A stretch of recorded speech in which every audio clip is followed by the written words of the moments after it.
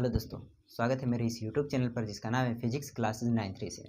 दोस्तों, आज के वीडियो में हम लोग देखेंगे कि प्रकाश का व्यतिकरण किसे कहते हैं, अर्थात इंटरफेरेंस ऑफ लाइट क्या होता है। परंतु इंटरफेरेंस ऑफ लाइट को समझने से पहले हम लोग बात करते हैं तरंगों के अध्यारोपण का सिद्धांत, अर्थात सुपरपोजिशन ऑफ वेव। अब सुपरपोजिशन ऑफ वेव्स क्या होता है, ये आपने तरंग वाले चैप्टर में भी पढ़ रखा है। ठीक है, तो क्या होता है कि जब दो या दो से अधिक तरंगे एक साथ एक ही माध्यम में लगभग एक ही दिशा में चलती हैं, तो माध्यम के किसी कण का जो परिणामी विस्थापन होता है वो अलग अलग तरंगों के द्वारा उत्पन्न किए गए विस्थापन के सदिश योग के बराबर होता है। यही हमारा तरंगों का अध्यारोपण का सिद्धांत कहता है। ठीक है, जैसे देखो, ये कोई तरंग आई y1, ये कोई तरंग आई y2, ये कोई तरंग आई y3 और ये कोई तरंग आई y4, और ये कोई मीडियम है, ये मीडियम का पार्टिकल है। तो इस मीडियम पार्टिकल का जो परिणामी विस्थापन होगा ये अलग अलग तरंगों के द्वारा उत्पन्न किए गए इस पार्टिकल पर अलग अलग विस्थापनों के सदिश योग के बराबर होगा। यही अध्यारोपण का सिद्धांत कहता है। जैसा कि हमने लिख रखा है, जब दो या दो से अधिक तरंगे एक साथ एक ही माध्यम में लगभग एक ही दिशा में माध्यम के किसी बिंदु या कण बोल सकते हैं पर मिलती है, तो उस बिंदु या कण का परिणामी विस्थापन तरंगों के द्वारा उत्पन्न किए गए अलग अलग विस्थापनों के सदिश योग के बराबर होता है। यही क्या कहलाता है, परिणामी सुपरपोजिशन ऑफ वेव्स कहलाता है, अर्थात तरंगों के अध्यारोपण का सिद्धांत कहलाता है। आइए अब देखते हैं कि तरंगों का व्यतिकरण अर्थात प्रकाश का व्यतिकरण क्या होता है। प्रकाश का व्यतिकरण क्या होता है, तो देखो, जब दो समान आवृत्ति तथा समान तरंगदैर्ध्य वाली तरंगे, फिर से सुनिए, यदि या यूं कहें, जब दो समान आवृत्ति तथा समान तरंगदैर्ध्य वाली तरंगे एक साथ एक ही माध्यम में लगभग एक ही बिंदु की ओर चलती हैं, तो माध्यम के अलग अलग बिंदुओं पर जो परिणामी तीव्रता होती है वो अलग अलग होती है। कुछ बिंदुओं पर जो तीव्रता होती है वो मैक्सिमम होती है, तो कुछ बिंदुओं पर जो परिणामी तीव्रता है वो मिनिमम होती है। इस घटना को ही हम लोग क्या कहते हैं, प्रकाश का व्यतिकरण कहते हैं। अब जिस किसी बिंदु पर तीव्रता मैक्सिमम होगी, उस बिंदु पर हम लोग उसको कहेंगे कि यह वहाँ पर क्या हो रहा है, संपोषी व्यतिकरण हो रहा है, अर्थात कंस्ट्रक्टिव इंटरफेरेंस हो रहा है। और जिस किसी बिंदु पर परिणामी तीव्रता मिनिमम होगी, वहाँ पर हम लोग कहेंगे कि कौन सा व्यतिकरण हो रहा है, विषमपोषी व्यतिकरण, अर्थात डिस्ट्रक्टिव इंटरफेरेंस होता है। ठीक है, तो बेसिकली व्यतिकरण का मतलब हुआ क्या कि माध्यम में जो दो तरंगे चल रही हैं जिनका आयाम समान है, आयाम समान भी हो सकता है और लगभग समान भी हो सकता है, परंतु फ्रीक्वेंसी उनकी समान होनी ही चाहिए, साथ ही साथ उनकी तरंगदैर्ध्य भी समान होनी चाहिए। ऐसी दो तरंगे जब चलती हैं तो माध्यम के अलग अलग बिंदुओं पर जो परिणामी तीव्रता होती है वो अलग अलग होती है, किसी पर अधिकतम तो किसी बिंदु पर न्यूनतम। इस घटना को ही हम लोग प्रकाश का व्यतिकरण कहते हैं। अच्छा, जहाँ पर व्यतिकरण अर्थात जो इंटेंसिटी है, तीव्रता है, वो अत्यधिक होती है, तो वहाँ पर हमें प्रकाश दिखाई देता है, अर्थात चमकीला प्रकाश दिखाई देता है। और जहाँ पर मिनिमम होती है वहाँ पर क्या दिखाई देता है, डार्क फ्रिंज बनती है। वो कैसे क्या होता है हम लोग देखेंगे। पहले मैं इसकी डेफिनेशन लिखता हूँ प्रकाश के व्यतिकरण की। ठीक है, तो देखिए, हमने प्रकाश के व्यतिकरण की डेफिनेशन लिख दी है। आइए इसको अब हम लोग समझते हैं। जब दो समान आवृत्ति तथा समान तरंगदैर्ध्य वाली तरंगे एक साथ लगभग एक ही दिशा में किसी माध्यम के किसी बिंदु पर मिलती हैं, तो माध्यम के अलग अलग बिंदुओं पर तरंगों की परिणामी तीव्रता अलग अलग होती है। कुछ बिंदुओं पर परिणामी तीव्रता अत्यधिक अर्थात मैक्सिमम, तो कुछ बिंदुओं पर न्यूनतम अर्थात मिनिमम होती है। प्रकाश की इस घटना को ही हम लोग प्रकाश का व्यतिकरण कहते हैं। अब ये जो घटना होती है तो हमें कुछ इस तरीके का पिक्चर देखने को मिलता है। ये जो इनकी फ्रिंजेस की चौड़ाई होती है वो सेम होती है, लेकिन यह भी डिपेंड करेगा कि आप इंटरफेरेंस के जो शर्तें हैं उनको आप पूरा कर पा रहे हो या नहीं। ठीक है, वो आगे आप लोग जैसे जैसे लेक्चर को देखोगे सारी चीज़ें आपको क्लियर होती जाएंगी कि कब हम लोग इंटरफेरेंस अच्छे से प्राप्त करेंगे और कब नहीं। ठीक है, तो इस तरीके का आपको कुछ पैटर्न देखने को मिलेगा। जिस किसी में अगर इसको मैं डार्क से बनाऊं, ऐसे डार्क है मान लीजिए, और ये चमकीला प्रकाश है, तो जिस किसी बिंदु पर इंटेंसिटी मैक्सिमम होगी वहाँ पर हमें चमकीला प्रकाश अर्थात ब्राइट फ्रिंजेस देखने को मिलेगी, और जिस किसी माध्यम के जिस किसी बिंदु पर डिस्ट्रक्टिव अर्थात विषमपोषी व्यतिकरण होगा अर्थात इंटेंसिटी मिनिमम होगी, वहाँ पर हमें डार्क फ्रिंजेस देखने को मिलेंगे। ठीक है, अब ये सारी चीज़ें क्योंकि इसके इंटेंसिटी पर निर्भर कर रहा है, प्रकाश का व्यतिकरण किस पर निर्भर कर रहा है, प्रकाश के तरंगों के इंटेंसिटी पर। तो आइए हम लोग सबसे पहले इंटेंसिटी का फॉर्मूला डिराइव करते हैं ताकि हमें ये पता चल सके कि किस बिंदु पर प्रकाश या यूं कहें कि जो तरंगे हैं उनकी तीव्रता कब मैक्सिमम हो रही है, कब मिनिमम हो रही है, उसका फॉर्मूला हम लोग सबसे पहले डिराइव करते हैं। ठीक है, तो देखिए इंटेंसिटी का फॉर्मूला,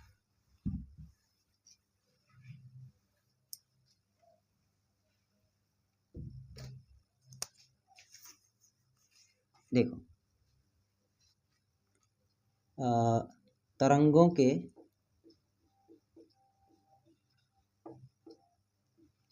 तीव्रता के सूत्र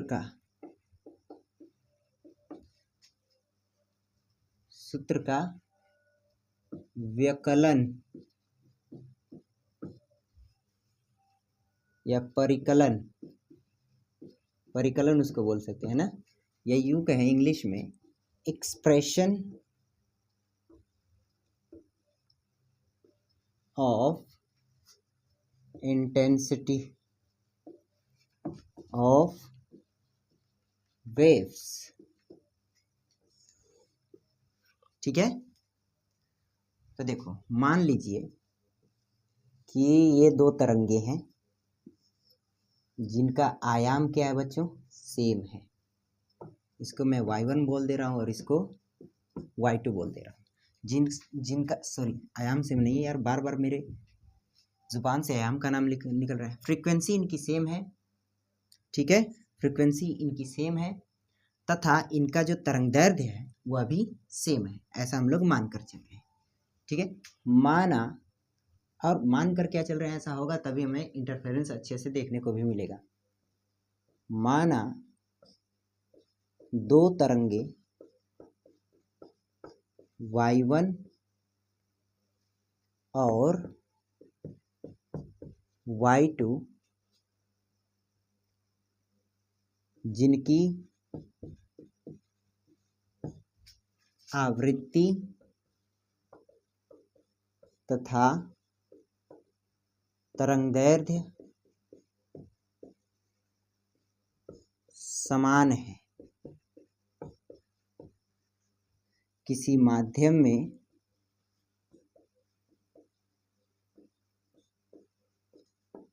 गतिशील है। ठीक है, दो तरंगे हैं भैया y1 और y2 जिनकी आवृत्ति तथा तरंगदैर्ध्य समान है तथा किसी माध्यम में गतिशील है। ठीक है, दोनों तरंगों का आयाम को हम लोग क्या कहते हैं इंग्लिश में, एम्पलीट्यूड, क्रमशः A1 और A2 है। ठीक है, तब अध्यारोपण के सिद्धांत से अध्यारोपण का सिद्धांत क्या कहता था, अध्यारोपण का सिद्धांत कहता था कि जब दो या दो से अधिक तरंगे किसी माध्यम में चलती हैं तो माध्यम के कण का विस्थापन परिणामी विस्थापन अलग अलग तरंगों के द्वारा उत्पन्न किए गए विस्थापन के सदिश योग के बराबर होता है। तो क्या हम लोग इसको लिख सकते हैं कि y net is equal to y1 plus y2, है ना। और तरंग का इक्वेशन क्या होता है भैया, इसको अगर हम लोग लिखें तो क्या a1 sine omega T minus K x लिख सकते हैं, ठीक है। और तो और अगर मैं इसमें लिखूं कि दोनों के बीच यदि फेज डिफरेंस फाई है, दोनों के बीच फेज डिफरेंस क्या है, फाई है, जो कि समय के साथ बदल नहीं रहा है, ठीक है, समय के साथ वो कांस्टेंट है। तो दूसरे का क्या हो जाएगा भाई कि a2 sine omega T minus K X plus phi, इस तरीके से, ठीक है। तो मैं इसको क्या लिख सकता हूँ, इसको लिख सकता हूँ a1 sine omega T minus K x और दूसरा a2 sine omega T minus K X plus का फाई, ठीक है। इसको मिटा दें, ठीक। अब देखो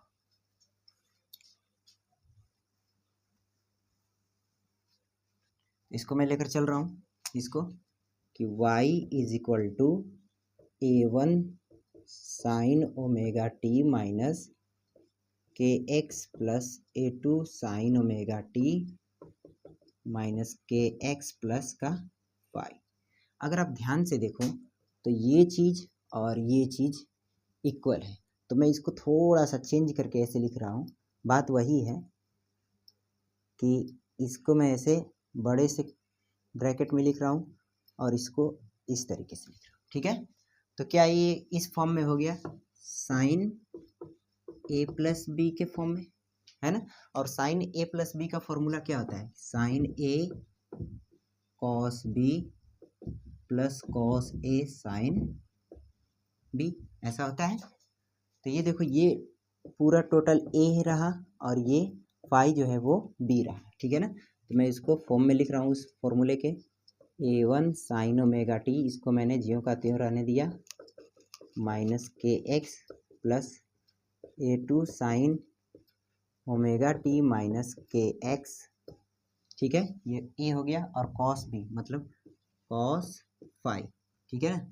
अच्छा आप फिर क्या लिखेंगे उसको, प्लस का a2 cos omega T minus K X sine phi, ऐसा लिखेंगे। अब देखो क्या a1 साइन ओमेगा 2 और ये यहाँ पर, हाँ यहाँ पर देखो क्या sign omega T minus K x और sign omega T minus K x यहाँ पर भी है। तो इन दोनों में अगर हम लोग देखें तो ये sign omega T minus K x common है, तो इसको मैं बाहर लिख रहा हूँ, sign omega T minus K x, यहाँ पर क्या बचा a1, यहाँ पर क्या बचा भैया a2 और ये कॉस फाई बचा, ठीक है, बचा नहीं इतना। जबकि यहाँ पर क्या बचा है भाई, a2 cos omega T minus K X sine phi, यही तो बचा ना। इसको मैं मिटा रहा हूँ, ये फिर से लिख रहा हूँ इसको। तो यहाँ पर मैंने लिखा था cos omega T minus K x और ये साइन फाई, और यहाँ पर हमने लिखा कि cos omega T minus K x और ये साइन फाई, ठीक है। इतनी बात क्लियर है। अगर आप ध्यान से देखो तो क्या ये चीज़ जो है ये कांस्टेंट हो गई और ये भी कांस्टेंट है, सॉरी ये कांस्टेंट नहीं है, ये कांस्टेंट है, ये, ठीक है, क्योंकि ये एंगल है, फेज डिफरेंस उसमें कांस्टेंट है, टाइम के साथ वेरी नहीं कर रहा है, मैंने पहले ही बताया। और ये जो a1 a2 ये भी कांस्टेंट है। तो जो कांस्टेंट टर्म्स है उसको हम लोग एक अलग कांस्टेंट टर्म्स के रिस्पेक्ट में लिख देते हैं।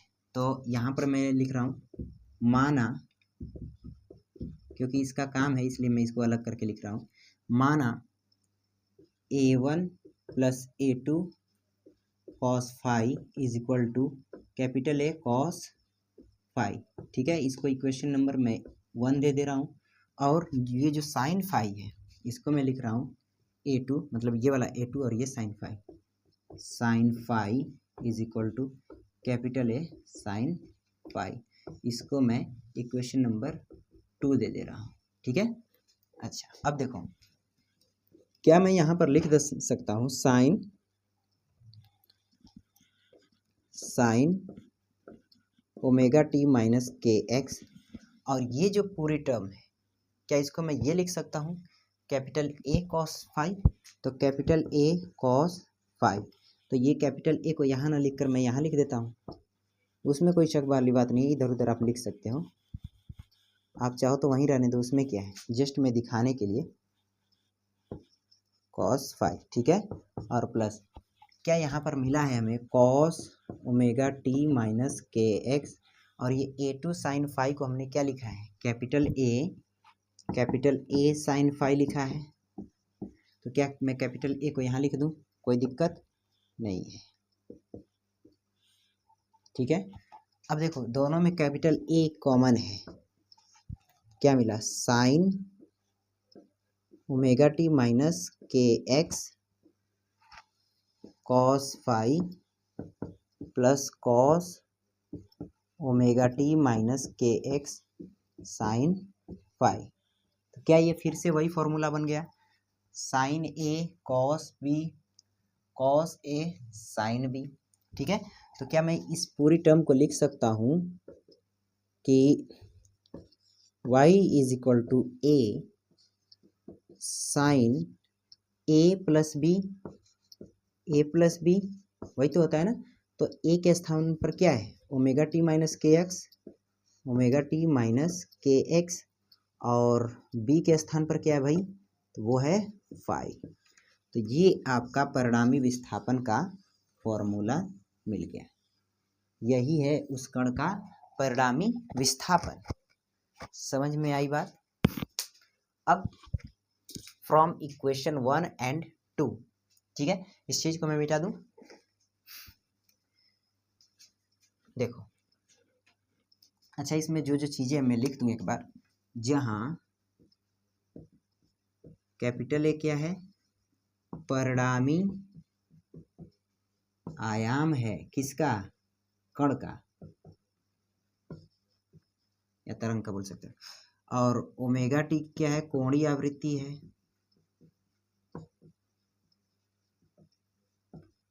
ठीक है। y क्या है परिणामी विस्थापन है, और फाई जो है वो है कलांतर, ठीक है ना। तो इस तरीके से ये चीजें हैं। अब देखो इंटेंसिटी का फॉर्मूला हमें फाइंड करना है, ये हमें पता ही है, इंटेंसिटी का फॉर्मूला फाइंड करना है भाई। चलो तो अब देखो समीकरण 1 व समीकरण 2 को, समीकरण 1 तथा समीकरण 2 का वर्ग करके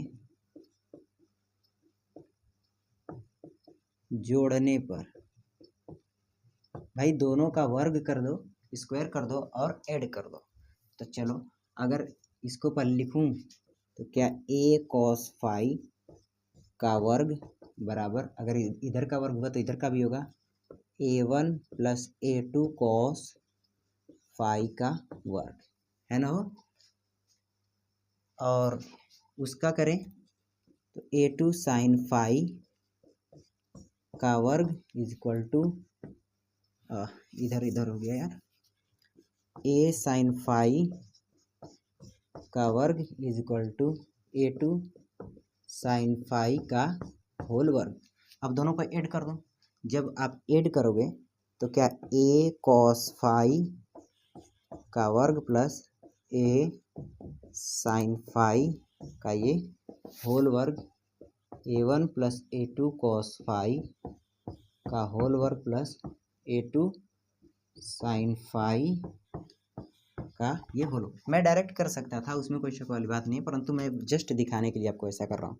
क्या A स्क्वायर कॉमन हो जाएगा, तो क्या sine square phi plus cos square phi कुछ इस तरीके से का टर्म मिलेगा। और इधर आप देखो तो A1 square plus A2 square cos square phi plus A2 square sine square phi. क्या A2 इसमें से कॉमन निकलेगा? जब A2 कॉमन निकलेगा तो यहाँ पर भी sine square theta plus cos sine square phi plus cos square phi मिलेगा। क्या यहाँ पर ये इसकी वैल्यू 1 हो गई और यहाँ पर इसकी वैल्यू 1 हो गई। थोड़ा सा यहाँ पर मिस्टेक हुआ है, वो क्या हुआ है देखो, यहाँ पर A square plus B square plus 2AB 2A1 A2 cos phi plus A2 का स्क्वायर साइन स्क्वायर फाई। अब आपको पता ही है, अभी जस्ट मैंने दिखाया कि ये और ये दोनों मिलकर क्या हो जाएंगे, 1 हो जाएंगे।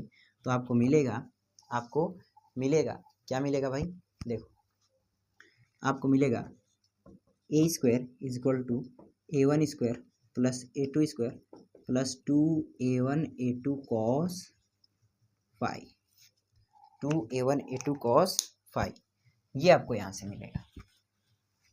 ठीक है। अब हम लोग जानते हैं एक्सपेरिमेंटली कि जो इंटेंसिटी होती है वो डायरेक्टली प्रोपोर्शनल होती है ए स्क्वायर के। क्या होती है? ए स्क्वायर के। तो यहाँ से इंटेंसिटी हमें मिलेगा I is equal to I1 plus I2 plus 2 root I1 root I2 cos phi. ये हमारा इंटेंसिटी का फॉर्मूला मिलेगा। ठीक है। थोड़ा सा और इसको अच्छे से लिखा जाए तो हम पाएंगे कि या देखो ऐसे ही, ये इंटेंसिटी का फॉर्मूला हो गया, जहां पर I क्या है, परिणामी तीव्रता है। ठीक है। I1 वाले तरंग की तीव्रता है और I2 दूसरे तरंग की तीव्रता है। अब सोच कर देखो कि यदि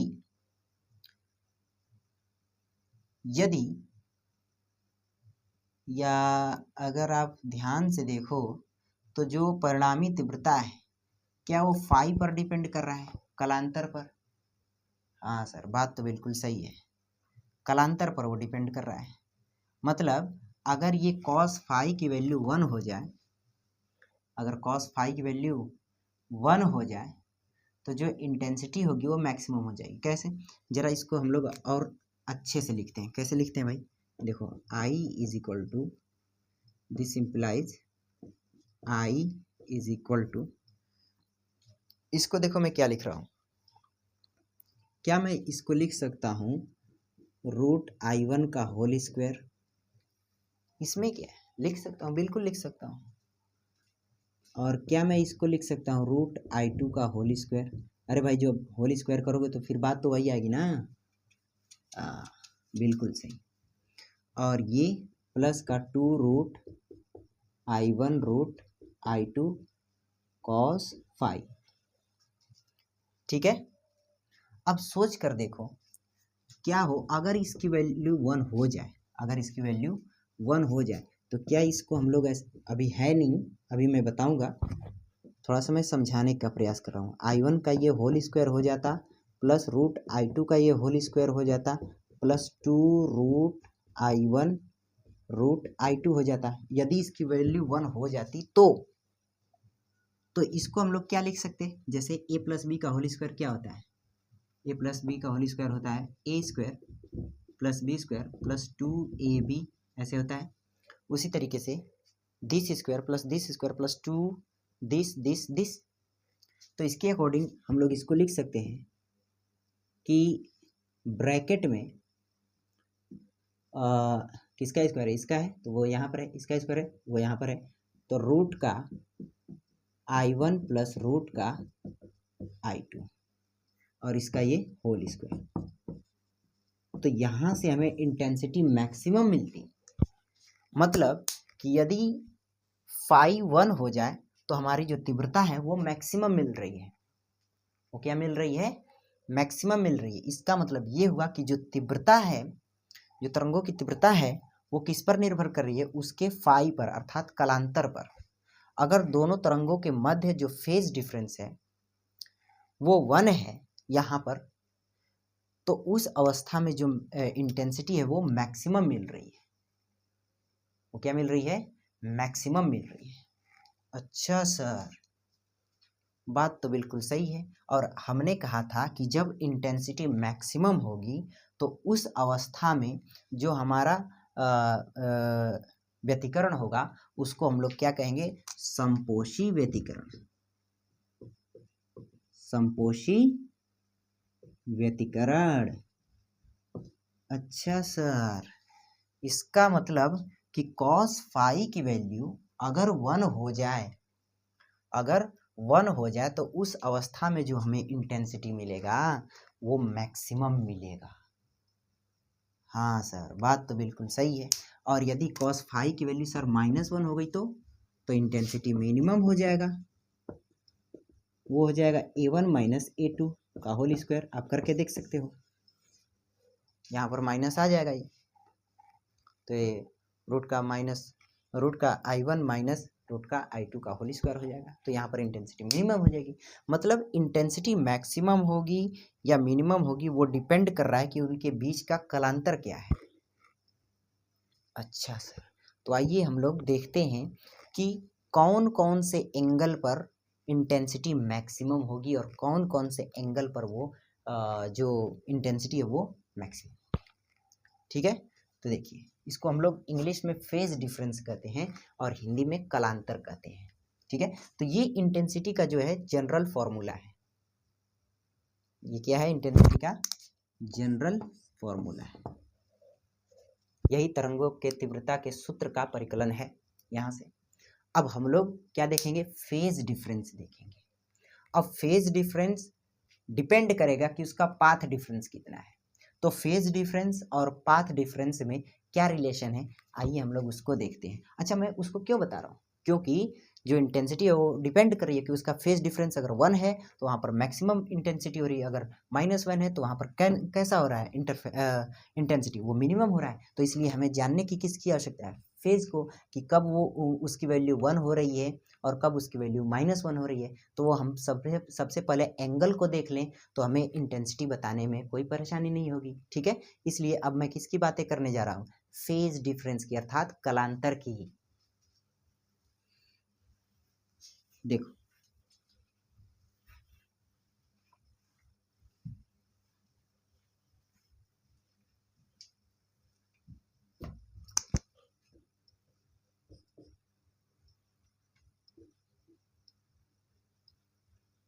कलांतर तथा पथांतर में संबंध, अर्थात रिलेशन बिटवीन फेज डिफरेंस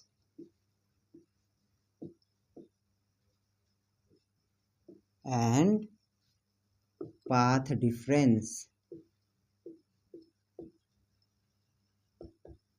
ये मार्कर जो है वो न्यू है ना, इसलिए पतला चल रहा है तो राइटिंग अच्छे से बैठ नहीं रही है। खैर, हाँ पता है बुरी है राइटिंग। तो देखो, जो फेज डिफरेंस है और जो पाथ डिफरेंस है, जो उसमें संबंध होता है वो होता है पथांतर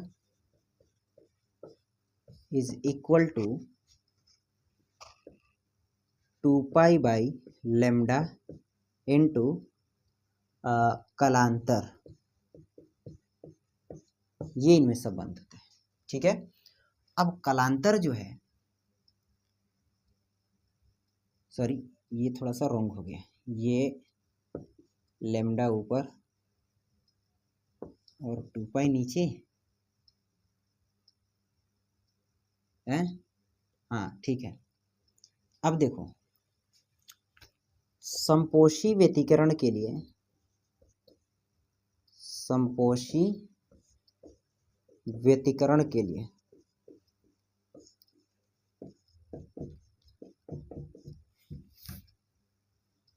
पथांतर या कलांतर, क्या हमने जो इंटेंसिटी निकाला था वो I1 + I2 + 2√I1 √I2 cos phi था। अब कॉस फाई की जो वैल्यू होती है, कॉस फाई की वैल्यू 1 कब कब होती है, एक तो 0 पर होगा, एक तो 2 पाई, 4 पाई, 6 पाई, 8 पाई डैश डैश डैश 2n पाई। जब कॉस फाई की वैल्यू 0 और पाई का सम गुणक होगा, सम गुणक अर्थात सम संख्या से गुणा किया गया होगा, तो उस अवस्था में जो इंटेंसिटी होगी वो मैक्सिमम होगी। वो क्या होगी? मैक्सिमम होगी, अर्थात उसका एंगल 2 पाई, 4 पाई, 6 पाई, 8 पाई, 0 इन सब में से कोई होगा, तो वहाँ पर जो इंटेंसिटी होगी वो मैक्सिमम होगी। और वहाँ पर जो व्यतिकरण होगा वो कौन सा होगा? समपोषी व्यतिकरण होगा, जिसको इंग्लिश में हम लोग कंस्ट्रक्टिव इंटरफेरेंस कहते हैं। कंस्ट्रक्टिव इंटरफेरेंस, ठीक है। कालांतर क्या होगा भैया? 0, 2 pi, 4 pi, 6 pi dash dash dash 2n pi. देखो n की जहाँ where n is equal to 0, 1, 2 dash dash dash infinity, मतलब n कहाँ से स्टार्ट होगा? 0 से, 1 से, 2 से, 3 से, मतलब कि जब n की वैल्यू 0 रखो, देखो ये 0 आएगा, n की वैल्यू 2 रखो, देखो 2 पाई आएगा, 1 रखेंगे तो 2 पाई आएगा, 2 रखो, 4 पाई, 3 रखो, 6 पाई, 4 रखो, 8 पाई, ऐसे मिलता जाएगा। तो इस अवस्था में जो व्यतिकरण होगा वो क्या होगा? समपोषी अर्थात कंस्ट्रक्टिव। तो पथांतर क्या हो जाएगा? पथांतर वो आपका हो जाएगा बच्चों लैम्डा अपॉन 2 पाई इंटू, क्या 2n पाई लिख दूं? हाँ सर, क्या 2 पाई मर गया तो n, सॉरी 2 पाई कटा तो n लैम्डा मिला। मतलब कि समपोषी व्यतिकरण के लिए, समपोषी व्यतिकरण के लिए जो पथांतर होता है वो होता है n लैम्डा। इंपॉर्टेंट है, इसको याद रखें आप, ठीक है, ये इंपॉर्टेंट है। और ये जो कालांतर है वो समपोषी व्यतिकरण के लिए क्या होता है? 2n pi, where n start from 0, ठीक है, टू इन्फिनिटी। अच्छा सर, ठीक है, ये तो हम लोग समझ गए कि जब भी समपोषी व्यतिकरण होगा तो उस अवस्था में जो कालांतर होगा वो या तो 0 होगा, या 2 पाई होगा, 4 पाई होगा, 6 पाई होगा, मतलब कि पाई का सम संख्या के साथ गुणा किया गया रहेगा। ये बात क्लियर है इस अवस्था। अच्छा, और जो पथांतर है वो क्या होगा? लैम्डा की वैल्यू 0 हो सकता है, या लैम्डा हो सकता है, 2 लैम्डा हो सकता है, 3 लैम्डा हो सकता है। इसको मैं लिख ही देता हूँ कि 0 lambda, 2 lambda, 3 lambda, 4 lambda, 5 lambda, ये अप टू n लैम्डा। तो इस अवस्था में जो व्यतिकरण होगा वो कौन सा होगा? समपोषी व्यतिकरण। और इसका मतलब यह भी है कि जो इंटेंसिटी होगी वो मैक्सिमम होगी। क्या आप लोग बोल सकते हो कि I1 प्लस, सॉरी, रूट का I1 प्लस रूट का I2 का होल स्क्वायर? बिल्कुल, इस अवस्था में जो इंटेंसिटी होगी वो मैक्सिमम होगी, ठीक है ना। अच्छा, इंटेंसिटी को आप इस टर्म में लिख सकते हो क्या? आयाम के टर्म में? हाँ, क्योंकि आयाम क्या होता था? I is directly proportional to a square, ठीक है। तो क्या इसको मैं ऐसे भी लिख सकता हूँ कि I रूट है ऐसे? तो देखो यहाँ पर रूट है, तो यहाँ पर मैं लिख सकता हूँ a1 का स्क्वायर, a2 का स्क्वायर का ये होल स्क्वायर, उसमें क्या है? तो आयाम के टर्म में भी आप लिख सकते हो। खैर, अब देखो विषम पोषी व्यतिकरण के लिए कलांतर और पथांतर क्या होना चाहिए?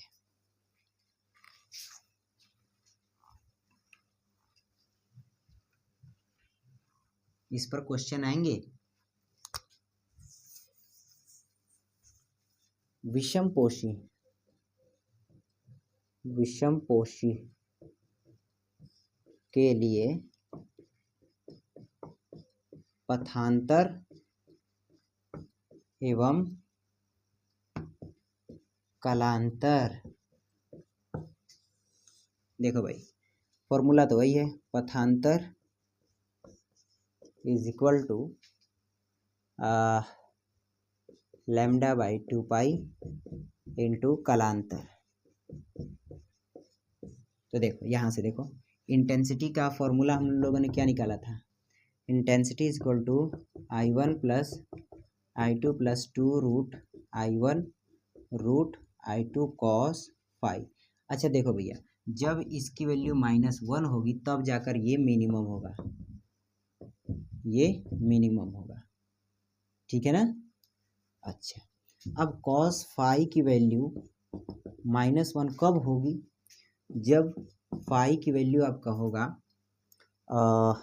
या तो पाई हो, 3 पाई हो, 5 पाई हो, 7 पाई हो,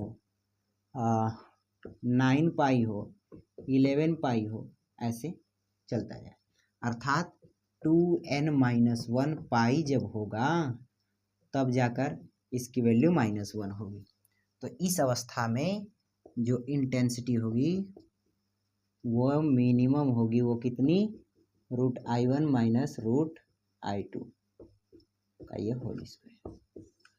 तो इस अवस्था में जो व्यतिकरण होगा वो कौन सा व्यतिकरण होगा, विषमपोषी व्यतिकरण होगा, ठीक है। तो पथांतर उस अवस्था में क्या मिलेगा हमें, लैम्डा बाई 2 पाई इंटू कालांतर कितना, क्या 2n-1 इंटू पाई, तो पाई ने पाई को मारा तो पथांतर आया हमारा 2n-1 इंटू लैम्डा। एक बात और इसमें कि जो n स्टार्ट होगा, जहाँ n is equal to 1 2 3 dash dash dash up to infinity, यहाँ पर n को हम लोग 1 से स्टार्ट करेंगे। किससे स्टार्ट करेंगे, 1 से। अच्छा आप चाहते हो कि यार थोड़ा डिस्टर्ब हो जाएगा, वहाँ पर 0 से और यहाँ पर 1 से क्यों, आपकी मर्जी। अगर आप 0 से इसको भी स्टार्ट करना चाहते हो तो इसको आप लिख लो 2n+1 लैम्डा बाई 2, तो आप यहाँ पर n को 0 से ले सकते हो, उसमें क्या है, ठीक है। लेकिन इस तरीके से लिखने से हमें फायदा होगा, वो क्या होगा अभी आप आगे देखोगे, ठीक है ना। अच्छा तो ये चीजें हैं। अब जो भी ये फेज डिफरेंस है, कालांतर है, अगर इस तरीके से हमें कोई डिवाइस शो करता हो कि उनके बीच जो प्रकाश आ रहा है उनमें कालांतर या समय के साथ वेरी नहीं कर रहा है, या यूं कहें कि पथांतर 0 है, तो उस अवस्था में हमें इंटरफेरेंस देखने को मिलेगा। या सबसे पहले तो आप ये सुनो कि कोई भी दो बल्ब आप ले लो, तो उनमें कभी भी फेज डिफरेंस समय के साथ आपको कांस्टेंट नहीं मिलेगा, वो वेरी करेगा, अर्थात वो कोहेरेंट नहीं होगा। वो क्या नहीं होगा, कोहेरेंट सोर्स कभी भी नहीं होगा, ठीक है। तो कोहेरेंट सोर्स जब होगा तभी आपको व्यतिकरण देखने को भी मिलेगा। अगर कोहेरेंट सोर्स नहीं है तो इसका मतलब ये है कि उसमें जो फ्रीक्वेंसी उनकी है वो अलग अलग है, या यूं कहें कि उनकी जो वेवलेंथ है वो भी अलग अलग है। अब यदि फ्रीक्वेंसी अलग अलग है तो इसका अर्थ ये है कि उसमें इंटरफेरेंस देखने को मिलेगा ही नहीं, होगा भी तो उसमें कहीं कहीं तीव्रता, मतलब कि जो इंटरफेरेंस है, जो कहीं डार्क दिख रहा है, कहीं पर चमकीला प्रकाश दिख रहा है, तो जो डार्क है उसमें भी प्रकाश देखने को मिल जाएगा, अर्थात इंटरफेरेंस आपको अच्छे से देखने को नहीं मिलेगा। इसलिए सबसे ज़्यादा जरूरी है कि हम लोग जो स्रोत दोनों स्रोत हैं जहाँ से तरंगे निकल रही हैं, वो दोनों स्रोत कैसे हों, कोहेरेंट हों। कैसे हों, कला संबद्ध स्रोत हों। कोहेरेंट को हम लोग कला संबद्ध स्रोत कहते हैं। तो इंटरफेरेंस होने की क्या क्या शर्तें हैं, आइए सबसे पहले उन शर्तों को लिखते हैं, ठीक है, ताकि हम लोग इंटरफेरेंस के लिए कोई भी इंस्ट्रूमेंट कैसे बना सकेंगे उनमें क्या क्या शर्तें होंगी जिनको हम लोग फॉलो करके बना सकते हैं। देखो, व्यतिकरण के लिए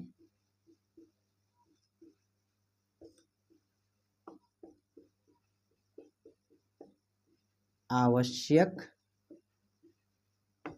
शर्तें, ठीक है। पहली बात,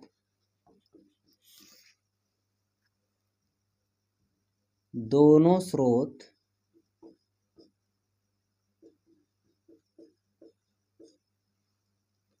कला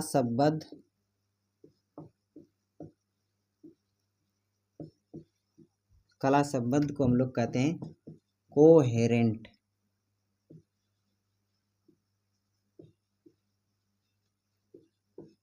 होने चाहिए, ठीक है। दूसरी बात, दोनों तरंगों के मध्य आवृत्ति, दोनों तरंगों की आवृत्ति समान होनी चाहिए। आवृत्ति को फ्रीक्वेंसी कहते हैं। तीसरी बात, दोनों तरंगों या तरंगों के बीच तरंगों की तरंगदैर्ध्य समान होनी चाहिए।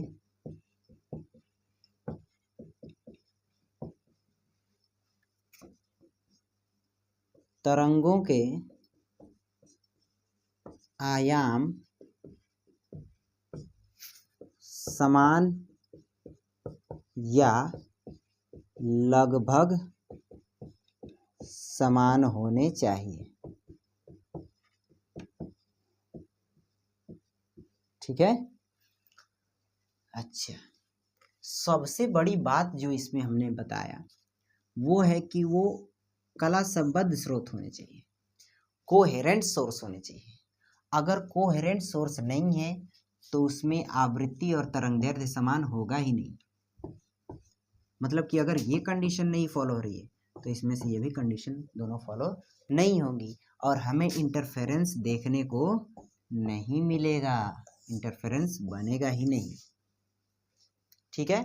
इसका मतलब कि अगर हम लोग ऐसे दो स्रोत लें जो कोहेरेंट हो, क्या हो, कोहेरेंट हो। कोहेरेंट का मतलब क्या होगा कि दोनों में से जो तरंगे निकल रही हैं उन तरंगों की जो फ्रीक्वेंसी है और तरंगदैर्ध्य है वो समान हो, तो इस प्रकार के प्रकाश को हम लोग क्या कहेंगे, या सॉरी, इस प्रकार के जो स्रोत होंगे उनको हम लोग कोहेरेंट सोर्स कहेंगे।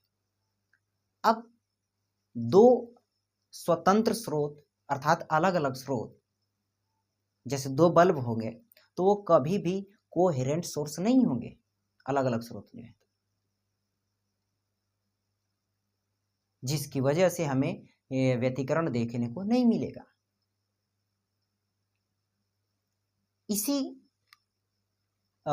इसी को पूरा करने के लिए, परिपूर्ण करने के लिए इस शर्त को सर थॉमस यंग नामक वैज्ञानिक ने एक एक्सपेरिमेंट किया जिसको द्विक रेखाचित्र एक्सपेरिमेंट कहते हैं, डबल स्लिट एक्सपेरिमेंट कहते हैं, ठीक है। तो आइए देखते हैं कि डबल स्लिट एक्सपेरिमेंट किस तरीके से कैसे है, ठीक है। जो हमने आपको YDSC एक्सपेरिमेंट बताने को बताया, अर्थात कहा अभी कुछ देर पहले, उसको समझने से पहले ऐसे कितने मेथड हैं जिनसे हम लोग कोहेरेंट सोर्स अर्थात कला संबद्ध स्रोत प्राप्त कर सकते हैं, पहले उसके बारे में हम लोग बता लेते हैं। उसके बाद हम लोग देखेंगे YDSC, और YDSC किस फॉर्म में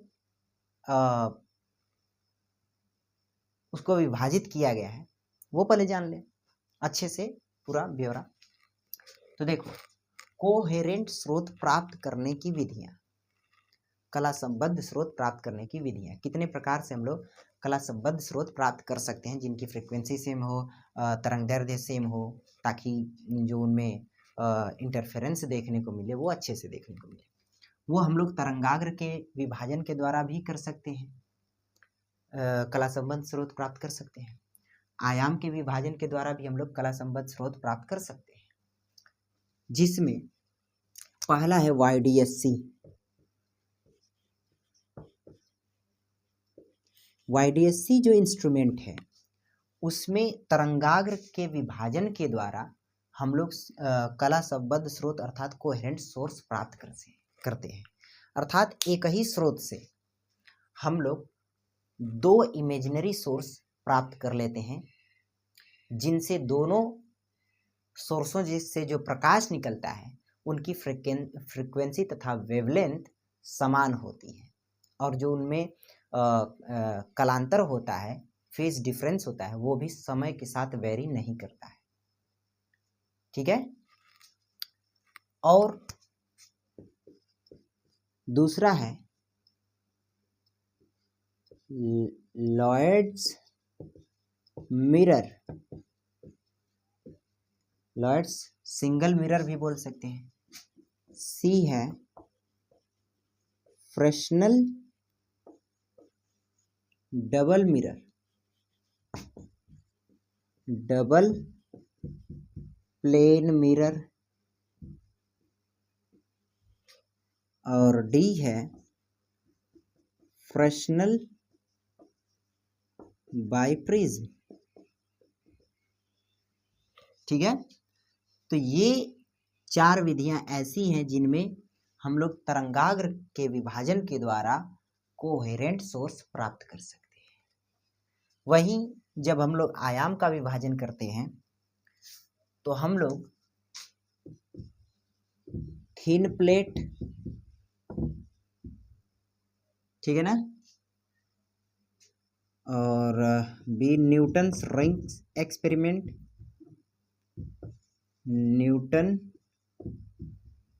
न्यूटन्स रिंग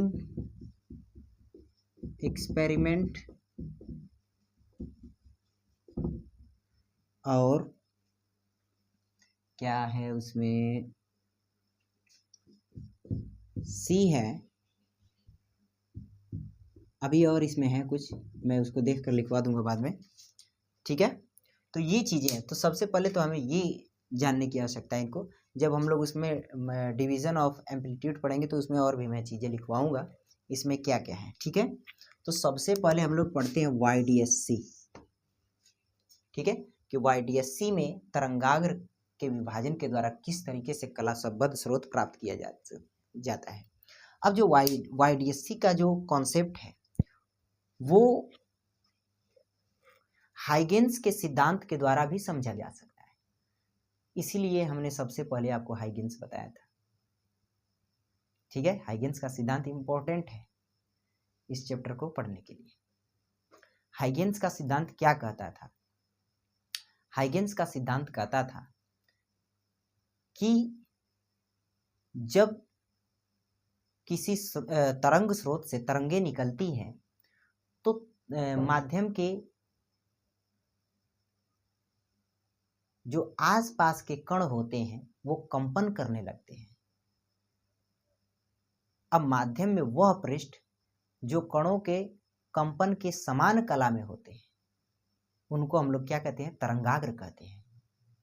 तरंगाग्र का प्रत्येक बिंदु एक द्वितीयक तरंग स्रोत की भांति व्यवहार करता है। द्वितीयक तरंग स्रोत की भांति व्यवहार करता है, जिसको हम लोग सेकेंडरी सोर्स कहते हैं। अब क्योंकि वो द्वितीयक स्रोत की भांति व्यवहार कर रहा है तो उसमें से भी तरंगे निकलेंगी, तो जिनको हम लोग द्वितीयक तरंगिकाएं कहते हैं, अर्थात सेकेंडरी वेवलेट्स कहते हैं। ठीक उसी के बेस पर हम लोग इस YDSC को भी समझेंगे। ठीक है। तो मैं इसके सेटअप को बनाता हूं।